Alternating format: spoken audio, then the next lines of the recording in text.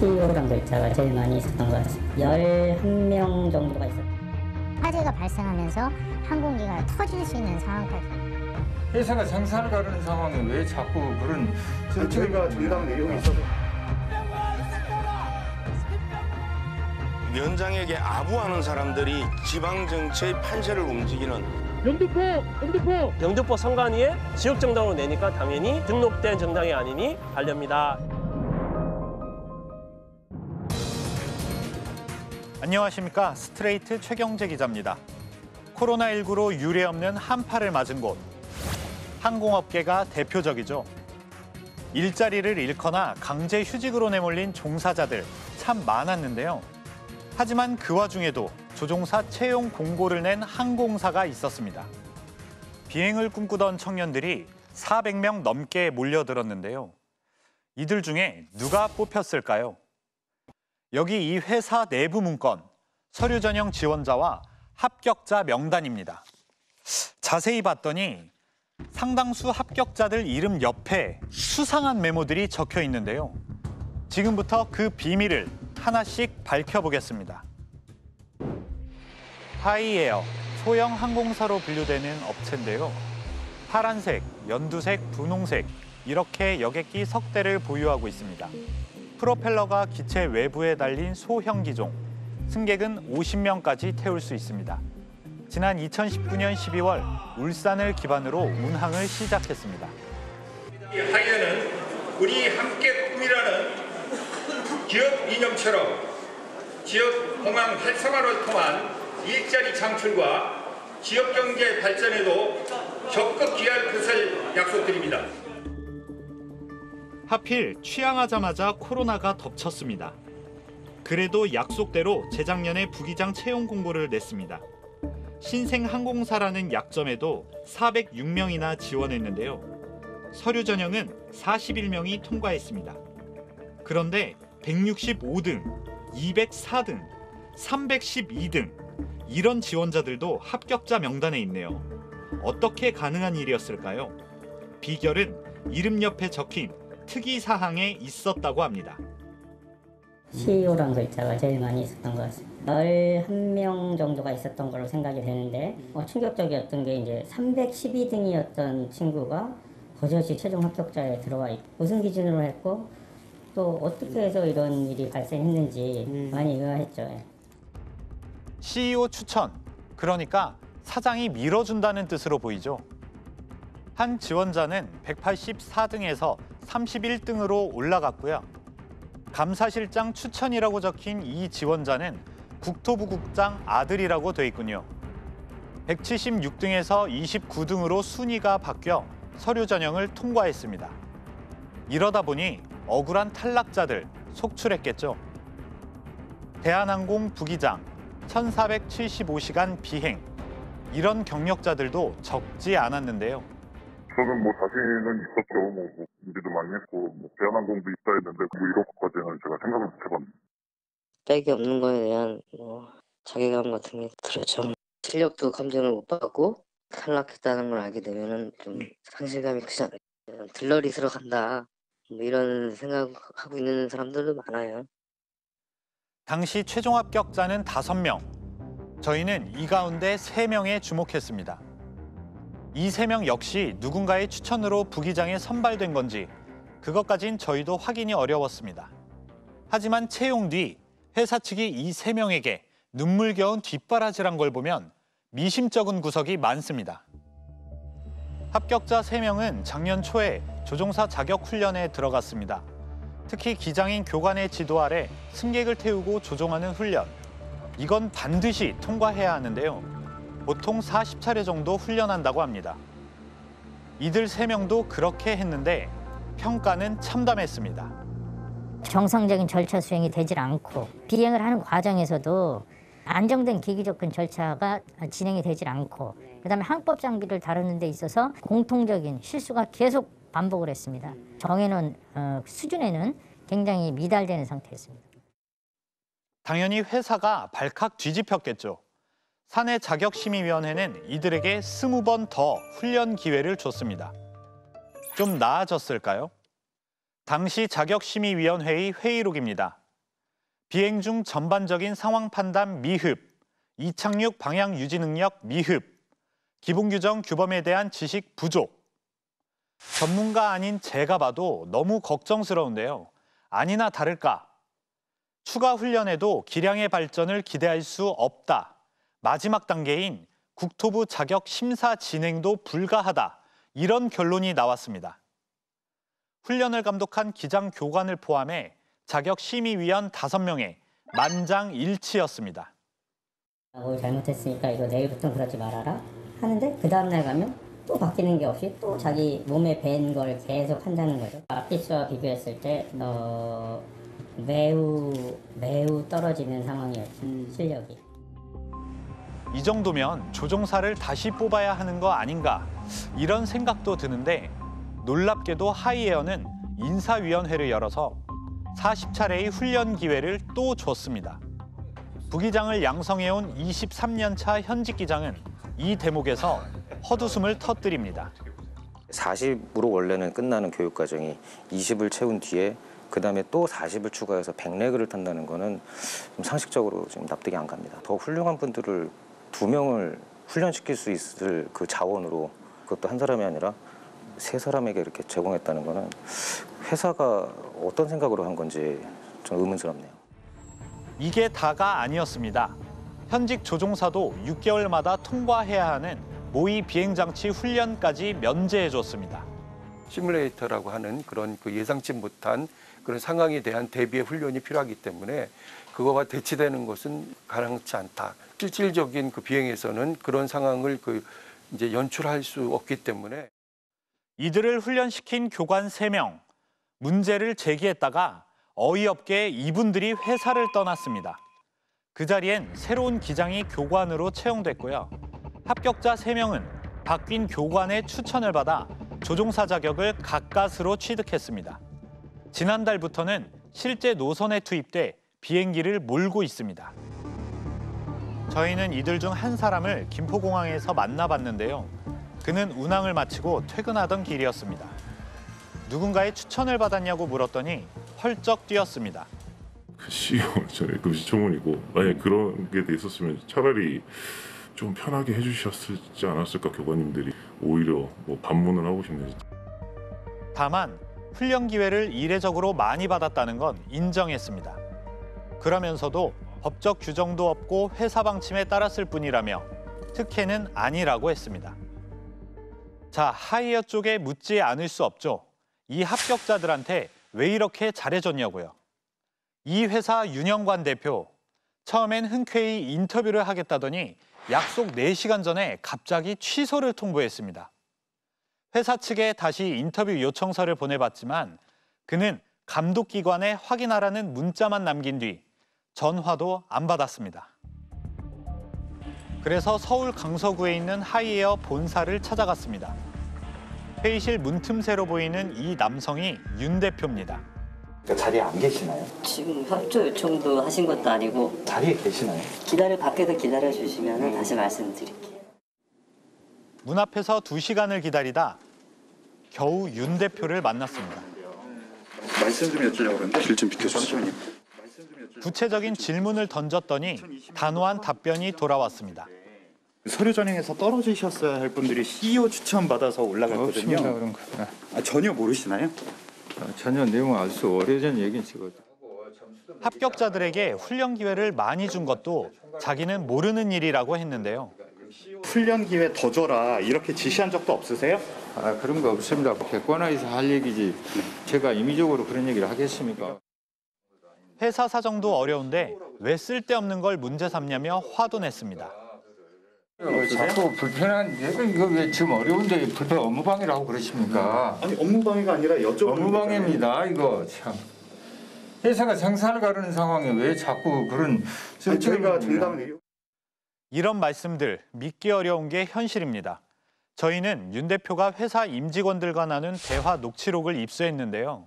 부기장들 좀 개별적으로 주고 지금 훈련이 통과 안 된 사람들도 기회를 한번 더 주자 그랬잖아요, 우리가. 기회를 더 주자고 했는데 왜 말을 안 듣냐? 그런 뜻인데요. 더 들어보면 교관이었던 기장들이 교체된 이유도 알 수 있습니다. 팀장들한테 그건 좀 너무 심한 거 아닌가. 팀장들에 대한 신뢰가 내가 좀 없기 때문에 팀들을 내가 100% 믿을 수는 없고 팀원은 좀 바꿔가지고 객관적 교육을 한 번 더 시켜 기회를 줬으면 좋겠다. 그래도 설득이 잘 안 됐는지 합격자들을 잘 챙겨줘야 하는 속사정까지 털어놓습니다.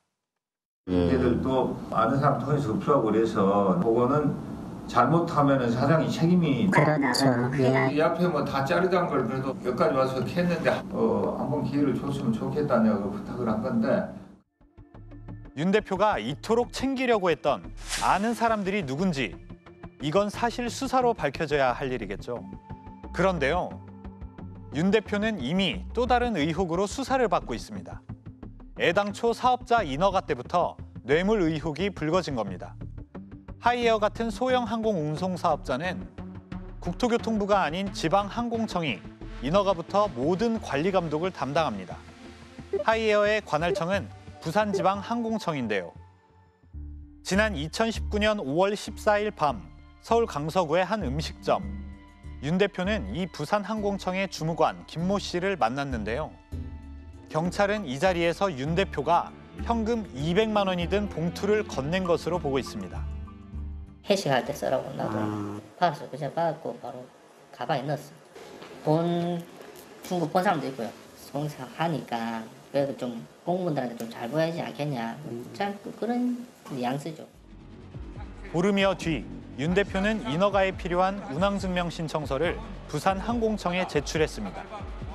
검사 항목만 무려 1,400개 가까이 돼서 무척 까다로운 절차라고 하는데요. 이걸 주도한 부산항공청 총괄팀장이 바로 김 씨였습니다. 그분이 어느 정도 중요한 역할이었냐 이게 좀 궁금해서. 전체를 다 이끌어갑니다. 경비 쪽, 그다음에 안전관리 쪽도, 보안 쪽도, 사고조사 쪽도 다 취합을 해야 되는 거기 때문에 중심에 있죠. 검사가 한창이던 그해 10월 말 김 씨가 모친상을 당합니다. 그러자 윤 대표는 부사장에게 100만 원이 든 봉투를 부의함에 넣고 오라고 했습니다. 윤 대표가 부의금을 전달하라고 이름 없는 봉투째 주었습니다. 그래서 정확한 금액은 알지 못했고요. 저도 청탁금지법을 알고 있는데 공무원들이 있는 자리에서 100만 원을 공개적으로 줄 수 있겠습니까? 현재 윤 대표와 김 씨 모두 뇌물 등 혐의로 검찰에 넘겨졌고요. 김 씨는 작년 1월 직위 해제됐습니다. 그 주고 받은 건 다 인정해요. 현안이 존재하면 대가 있다 볼 수 있거든요. 운항증명 따는 게 제일 큰 현안이니까 이제 묵시적 청탁이 있다 보고 저희는 이제. 하이에어의 전현직 임직원 중 부산항공청 출신은 저희가 확인한 것만 5명이나 됩니다. 특히 상무 김모 씨는 고교 선후배 관계이자 직속 상관이었던 부산항공청 이모 국장과 사업 전반을 논의했던 걸로 파악됐습니다. 이런 과정을 거쳐 하이에어는 6개월 만에 부산항공청으로부터 운항증명을 받아내는 데 성공하는데요. 이미 단종된 해외 중고기종을 들여오고도 안전만큼은 자신 있다고 장담했습니다. 한국항공협회의 2017년 국제항공기 운항 통계 자료에서도 가장 낮은 사고율을 입증해 주었습니다. 하지만 낮다고 자랑하는 사고율. 여기에도 함정이 숨어 있습니다. 엔진이 설치된 항공기 날개에서 액체가 비오듯 쏟아지죠. 연료가 새는 겁니다. 바닥은 이미 흥건히 젖어 있는데요. 작년 4월 하이에어 항공기가 울산공항에 착륙한 직후 벌어진 일입니다. 이런 일이 생기면 감독기관에 보고하는 게 의무입니다. 그러나 보고는 없었습니다. 부산항공청이 뒤늦게 조사를 벌이자 하이에어는 소량의 연료가 샜고 운항 중 발생한 사항이 아니라서 보고 대상이 아니라고 강조했습니다. 하지만 기장은 분명히 지상 운항 중에 연료가 샜다고 하는데요. 승객을 내려준 다음인가요? 내리기 전에 샜죠. 이 비행기가 착륙을 하면 좌측 엔진을 끄게 돼 있어요. 그러니까 연료가 엔진 쪽으로 들어가지 않도록 시동을 끄면 그 밸브가 잡아줘야 되는데 그 밸브 작업을 정확히 안 해놨기 때문에 항공기 화재가 발생하면서 항공기가 터질 수 있는 상황까지도 발생할 수 있는 그런 상황입니다. 이렇게 보고를 안 하면 당연히 사고율도 낮아지겠죠. 하이어에서 보고 안 하면 모를 수밖에 없는 건가요? 작정하고 말을 안 하면 뭐 확인하기 좀 힘들죠. 저희가 도둑놈을 다 잡을 수는 없잖아요. 경찰들도 그렇고. 택시 중에 발생했으면 그건 당연히 항공안전장애니까 거기에 상응하는 행정처분을 해야 되고요. 또 이 문제에 대해서는 다시 조사를 하겠다. 그 처분이라는 것도 고작 며칠 쉬면 그만입니다. 하이에어는 2년 전에도 출입문이 열린 채로 항공기를 후진시키는가 하면 어떤 날은 2분 14초간 울린 경고음을 3초로 줄여서 기록하기도 했습니다. 각각 운항정지 4일의 행정처분을 받았습니다. 또 취항 3개월여 만에 항공기 2대에서 균열이 발견되기도 했는데요. 6개월 운항정지 처분이 나왔지만 수리가 됐다고 하니까 부산항공청은 겨우 8일 만에 풀어줬습니다. 이렇게 잡음이 끊이지 않는 하이에어. 요즘은 어떤지 저도 타봤습니다. 코로나 거리두기도 거의 없어져서인지 탑승을 기다리는 손님들이 줄지어 서 있죠. 이날따라 출발이 늦어지기도 했는데요. 버스를 타고 파란색 항공기 앞에 내렸습니다. 기체 결함 때문에 연료가 흘러나왔던 바로 그 비행기입니다. 프로펠러가 달린 항공기가 신기한 듯 사진을 찍는 승객도 있었는데요. 좁은 문 안으로 들어가니 만석이네요. 원래 72석이었지만 50석으로 개조돼 공간은 넓었습니다. 하지만 기체가 움직이자 소음과 진동은 대형 여객기보다 좀 크게 느껴졌습니다. 아이의 손을 잡고 달래주는 승객들도 있었는데요. 솔직히 저는 착륙했을 때 안도의 한숨이 나왔습니다. 하이에어처럼 지방에 기반을 두고 비행기 두어 대로 취항하는 회사, 소형 항공 운송 사업자로 분류됩니다. 하이에어에 앞서 3곳이 문을 열었다가 모두 퇴출됐거나 쉬고 있습니다. 왜 그랬을까요? 지난 2018년 호남 지역을 거점으로 취항한 에어필립. 광주에서 김포를 시작으로 제주까지 노선을 늘렸는데요. 흑산도나 울릉도까지 운항하겠다. 이런 포부를 밝히기도 했습니다. 시장 차별화에 있어서 가격은 조금 매장구사 비슷하고 좀 더 고급 서비스를 지향하는 그것이 초점이 맞춰 있습니다. 하지만 엄일석 대표가 허위 정보로 장외 주식을 팔아 560억 원 넘는 부당이득을 챙긴 혐의로 구속됐습니다. 투자 유치는커녕 회생 절차 신청마저 법원에서 기각돼 반년 만에 문을 닫았습니다. 비슷한 시기에 문을 연 에어포항. 여러 가지 안정적인 운영을 하기 위한 모든 대안들을 준비를 해서 출발을 하기 때문에 시민들이 안심하시고 성원을 해주시면 글로벌 항공사로 빨리 발전할 수 있을 것으로 생각을 합니다. 당시 경상북도와 포항시의 전폭 지원으로 신속하게 인허가를 받았는데도 이른바 먹튀 논란에 휩싸였습니다. 적자가 쌓이자 불과 8개월여 만에 부산의 한 기업에 소리 소문 없이 회사를 팔아넘긴 겁니다. 특히 에어포항은 피뢰침이 없는 항공기 2대를 194차례나 운항한 사실이 뒤늦게 드러나서 충격을 줬는데요. 양양공항을 기반으로 한 코리아 익스프레스 에어 역시 휴업 상태입니다. 지역공항 활성화, 지역 간 교통격차 해소, 이런 걸 내세워서 의욕들을 보였지만 1년도 채 못 넘겨 주저앉고들 있는 건데요. 사실상 혼자 남은 하이에어도 경영난으로 월급을 못 주고 있습니다. 그 소형 항공 운송 사업자 같은 경우에 있어서 관리는 이제 사각 지역이 될 수밖에 없었던 거기 때문에 뭐 항공안전감독관이라든지 주무 부처가 확대될 필요가 있고. 지방공항을 거점으로 이른바 틈새 노선을 파고드는 항공사들은 지금도 늘고 있습니다. 선심성 공약으로 얼룩진 정치적 이해의 산물이란 비판이 따갑습니다. 승객의 안전과 경영의 지속 가능성에 대한 고민은 누구의 몫인지 묻지 않을 수 없습니다.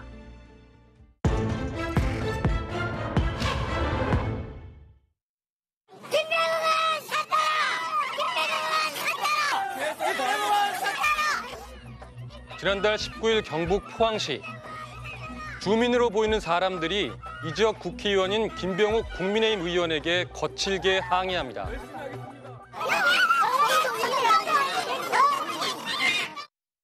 공식 끝나고 난데 제가 전화 3번 하시죠. 전화를 안 받았습니다. 독단적으로 지금 사천공천 했기 때문에 대화할 그런 게 없다고 해서 전화 안 받았는데 지금 무소속 후보들이 선거 때마다 빨간 다발 이래 헌신하고 뛴 사람들이 이래 사기에 내몰고 말이야. 이들은 국민의힘 공천에 떨어진 예비 후보자를 지지하는 사람들이었습니다. 일부 탈락자들은 탈당 뒤 무소속 연대를 만들어 친정에 노골적으로 반기를 들었습니다. 무너진 공정과 정의의 정치를 다시 일으켜 세우기 위해 비록 어렵고 힘든 길이지만 무소속 출마를 결심하였고, 선거 때면 흔히 보는 공천 후유증이죠. 특히 지방선거는 여러 일꾼들을 뽑다 보니 잡음이 끊이지 않습니다. 각각의 속사정을 들여다보면 대부분 공통점이 있습니다.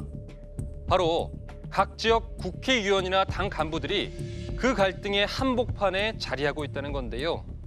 수천 명의 기초의원을 뽑는 데까지 거대 정당의 입김이 거세기 때문입니다. 국민의힘 군수 후보 경선이 있었던 지난달 경남 하동. 국회의원과 이 지역 당 간부 사이의 통화 녹음이 공개돼 파문이 일었습니다. 이번에는 으로 좀 힘을 모아가지고 하동을 좀 바로 잡아보자 이런 생각입니다. 같은 협의회장으로서 동참해 주시면 고맙겠습니다. 들은 지금 선거법에 아웃됐고 군수도 선거법이 중대 위반이 돼가지고 우리는 돼도요 보궐선거 들어가요. 노골적으로 특정 후보를 편드는 분위기인데요. 하지만 하 의원은 일부 후보들의 선거법 위반 가능성을 걱정했을 뿐이라고 했습니다. 떨어진 후보들이 그걸 믿을 리 없겠죠. 일방적으로 또 사람은 배제, 아웃 시키고 이 사람은 무조건 나으니 무조건 편파잖아요. 지구당 위원장은 공정하게 해야 하고 경선에서 누구 편을 들어서는 안 되고 이런 이야기들이 나오거든요. 그러니까 당의 당헌 당규 위반 사안으로 지금. 더불어민주당이라고 사정이 다를까요?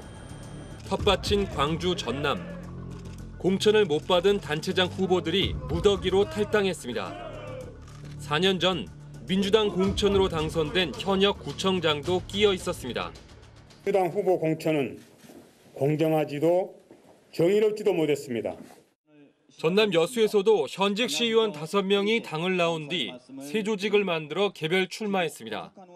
잘못된 공천, 갑질 정치, 공천 아닌 사천에 분노한다는 오로지 시민의 행복과 여수의 발전을 이루고자 민주당의 대전 서구청장 후보 경선은 이른바 돌려막기 공천 논란으로 내내 시끄러웠습니다. 이곳 현직 구청장은 올해 1월 시장 선거에 나간다면서 일찌감치 물러났는데요. 서구청장 한산 도전을 하지 않고 대전 광역시장 선거에 출마를 결심했다는 말씀을 먼저 드립니다. 그 빈자리를 차지하기 위해 당내 경선에 5명이 몰렸는데 갑자기 중앙당이 경선을 안 하고 전략공천으로 입장을 바꾼 겁니다. 지방선거의 확실한 승리를 위해서는 새로운 시도에 더해서 모두가 이기는 대승적 결단이 불가피합니다. 그러더니 열흘도 안 돼서 또 말이 달라졌습니다. 이번엔 청년을 우대해주는 선거구로 지정하겠다고 해서 후보들이 대거 사퇴하는 소동이 일었는데요. 이곳 후보, 결국 누가 됐을까요? 앞서 사퇴했던 그 현직 구청장이 다시 공천됐습니다. 시장 후보 경선에 나갔다가 떨어졌다고 다시 받아준 겁니다. 불협화음도 있었지만 원팀으로 잘 정리될 것이고요. 장경태 후보가 그동안 지난 8년 동안 서구를 무난히 그리고 아주 평가 좋게 이끌어왔기 때문에 이처럼 공천을 안 줬다고 비난하며 탈당했다가 무소속으로 당선되면 얼굴을 싹 바꾸기 일쑤입니다. 복당할 기회가 있다면 복당 또 가능하리라 생각을 하고요. 주민들의 이익, 주민들이 바라는 것 이것을 종합해서 결정해야 될 문제라 생각합니다. 복당은 국민들 뜻에 따라서 그때 결정하도록 하겠습니다. 유권자들은 무슨 생각을 할까요? 너무 자기 식구들을 아니면 자기 계파들을 너무 감싸는 것 같아서 당 자체에서는 지금 줄 세우기를 먼저 생각을 하고 있기 때문에 그 당을 떠나서 다시 새롭게 뭘 한다는 거는 좀 지나친 욕심이 아니었을까요? 열심히 했는데 컷오프를 시켰잖아요. 그거에 이유가 뭐인 거를 그 이야기를 안 해준대요. 그러니까 뭐 밀실 공천을 했다든지 이런 게 있겠죠. 이번 지방선거도 양대 정당 그들만의 잔치였습니다. 단체장은 말할 것도 없고 풀뿌리 민심을 대표한다는 지방의회 역시 제도권 정당들이 싹쓸이했습니다. 물론 전국 규모의 정당 공천, 그 장점을 무시할 수는 없습니다. 후보에 관해서 부족한 정보를 이제 보충적으로 유권자가 얻는 긍정적인 요인이 있는데, 문제는 그러한 정당의 브랜드 네임이 지역에 기반한 혹은 지역의 특수성을 반영한 브랜드 네임이라기보다는 중앙당의 브랜드 네임이고요. 네, 사실 유권자들은 집 주변이나 마을의 현안에 아무래도 관심이 더 높겠죠. 거대 정당 골리앗의 도전장을 낸 우리 동네 다윗들의 반란, 이미 시작됐습니다. 영등포! 감사합니다. 선거운동이 한창이던 지난달 25일, 주황색 망토를 두른 시민들이 모였습니다. 서울 영등포의 직접행동 영등포당 당원들입니다. 제가 앞에 서고 이렇게 쭉 가서 이렇게 돌게요. 네. 정당에서 나왔다고 거창한 정치적 구호를 외치는 게 아닙니다. 자전거 도로 늘리자는 캠페인의 한창입니다. 여의도만 해도 자전거 도로가 되게 잘 돼 있는데 실제로 시민이 살고 있는 물레동이나 그리고 타임스퀘어 근처나 여기는 도로는 되게 좁고 자전거 도로는 없는데 그냥 공유 자전거를 타고 나온 당원도 있고 홍보 팻말은 재활용 상자를 잘라 직접 손으로 만들었습니다. 전 따릉이 이거 따릉이? 여기에 딱 걸 수 있게끔 네, 저희가 노끈으로 해가지고 창당은 작년 10월, 당원은 대부분 이웃들입니다. 한 동네에 살고 있고 주민자치위원회도 같이 하고 있습니다. 지역에 있는 문제를 인식하고 해결한다는데 가장 동의를 하고 있습니다. 직접행동 영등포당은 원래 영등포 주민자치 모임이었습니다. 작지만 의미 있는 성과를 내면서 경험과 자신감을 쌓아왔다고 합니다. 어떤 일을 했는지 하나 소개하겠습니다. 생태공원으로 주민들이 즐겨 찾는 이곳. 지난 2017년 서울시가 갑자기 이 공원을 인조잔디 축구장으로 바꾸겠다고 해서 주민들이 반발했습니다. 인근 주민들 입장에서는 너무 답답한 거예요. 왜냐하면 더 좋은 생태공원으로 만들었으면 좋겠는데 이제 생태공원을 없애고 축구장을 만든다고 하니까 당연히 화가 나죠. 서울시청과 영등포구청을 여러 번 항의 방문하고 점심시간마다 구청 앞에서 1인 시위도 했다고 합니다. 마지막엔 구의원들한테 도움을 청했습니다. 의원들한테 연락을 다 했어요. 국민의힘 구의원님, 저희들은 반대입니다. 더불어민주당 구의원님 반대입니다. 했는데 하나같이 다 피하는 거야. 결국 제가 인근 주민들과 반대 서명을 하기도 하고 해가지고 그 반대 서명을 이제 국민권익위에 보낸 거예요. 주민 1,400여 명이 참여한 서명. 권익위가 중재에 나선 끝에 주민 동의를 못 받으면 축구장을 추진할 수 없다. 이런 합의를 이끌어냈는데요. 결국 이곳은 생태공간과 체육시설이 공존하는 복합공원으로 다시 태어났습니다. 성취감을 맛본 이 대표가 아예 정당을 만들어야겠다고 결심한 것도 이때였습니다. 더불어민주당, 국민의힘이 아닌 뭔가 좋은 게 있다면 그것도 계속 모아놨다가 언젠가는 저는 표로서 인정을 받는 것도 필요하다. 그러면은 너희들은 주민을 위해서 뭔가 할 수 있구나 해서 투표를 받을 수도 있거든요. 올해 1월엔 서울 은평구에서도 지역 정당이 만들어졌습니다. 은평 민들레당입니다. 현재 가련 1구역 재개발 사업의 초등학교 설립 문제에 주민 의견을 모으고 있는데요. 그러니까 어떤 주민들은 학교가 있어야 한다. 그리고 또 어떤 주민들은 학교 필요 없고 거기 아파트나 짓자 하는 이제 주민 갈등이 되게 심각한 상황이거든요. 주민들끼리 옥신각신하는 사이 교육청은 학생 수 부족을 이유로 학교 건립에 부정적 입장을 보였습니다. 그 인근에 초등학교가 있어요. 학생들 배치가 전부 가능하니까 이 학교 용지가 굳이 있지 않아도 되겠다라고 저희가 판단을 하는 거죠. 지역 내 갈등은 점점 커졌지만 구의회는 전혀 재구시를 못했다고 합니다. 이번에 새로 뽑힌 구의원들 역시 무투표 당선이라 입장을 검증할 방법도 없었습니다. 제가 선관위 들어가 봐도 공약 안 올라와 있죠. 이러니까 공약도 없이 당선된 이 두 분의 구의원이 이 주민 갈등에 대해서 관심이 있을까? 시민의 삶에 바짝 붙어 목소리를 내고 활동하는 지역 정당들. 하지만 법적으로는 정당이 아닙니다. 선거에도 당 이름을 걸고 나설 수는 없습니다. 영등포 선관위에 지역 정당으로 내니까 당연히 등록된 정당이 아니니 반려입니다 했던 거를 이제 2번이나 받았죠. 예비 후보 낼 때, 정식 후보 낼 때. 우리나라에서 법적으로 정당의 지위를 인정받으려면 반드시 서울에 중앙당을 둬야 합니다. 또 1000명 이상 당원이 모집된 광역단체 5곳의 시도당을 갖춰야 정당 등록을 받아주는데요. 지역정당의 진입이 원천적으로 막혀 있는 겁니다. 출마하면 무소속 후보가 되고 그래서 정당 이름을 내건 선거운동도 할 수 없습니다. 정당법 3조 그 내용이 매우 중앙 집권적인 규정인 거죠. 그러니까 이 법을 만드는 사람들이, 의원들이 아니면 그것을 제안하는 사람들이 매우 집권적 사고를 가지고 있는 거예요. 60년 전 군사 반란으로 집권한 박정희 정권 때부터 생긴 조항입니다.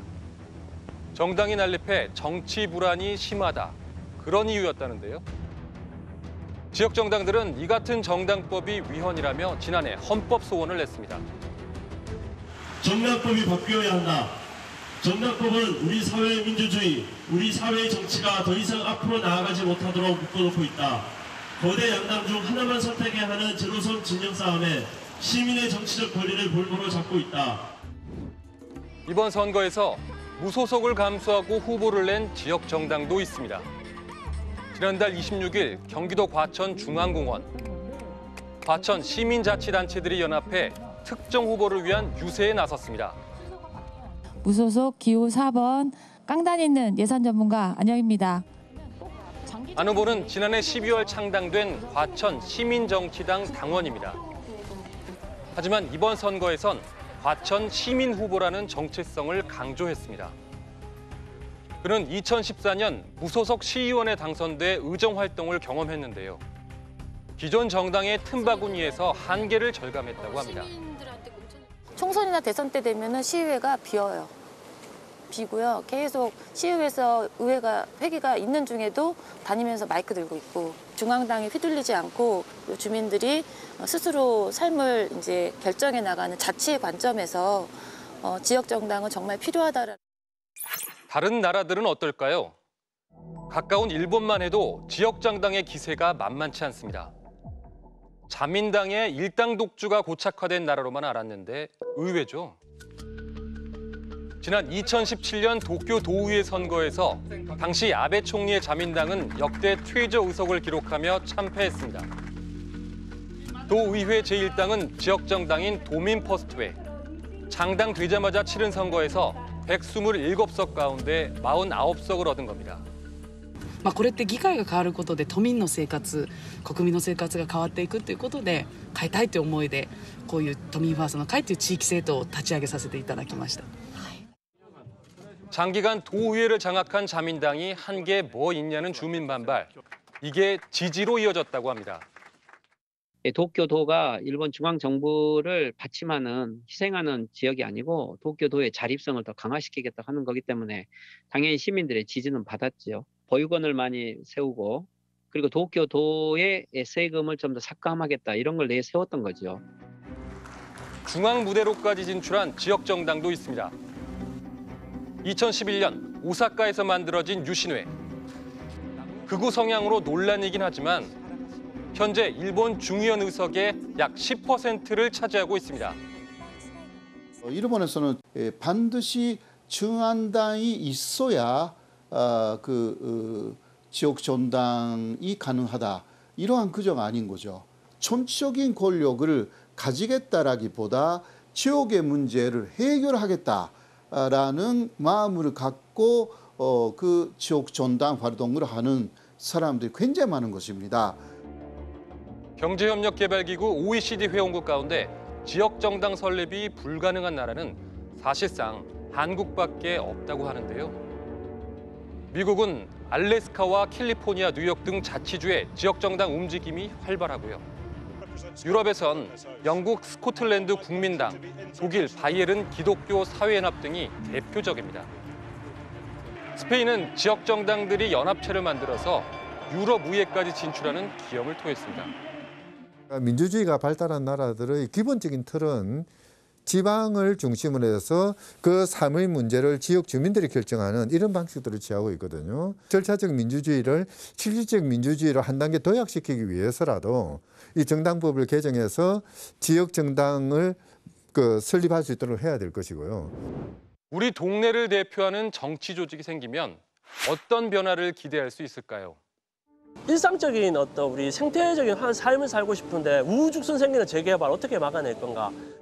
여기 마을버스 하나만 놔주면 되는데 진짜 좌회전도 안 하고 직진만 하면 되거든요.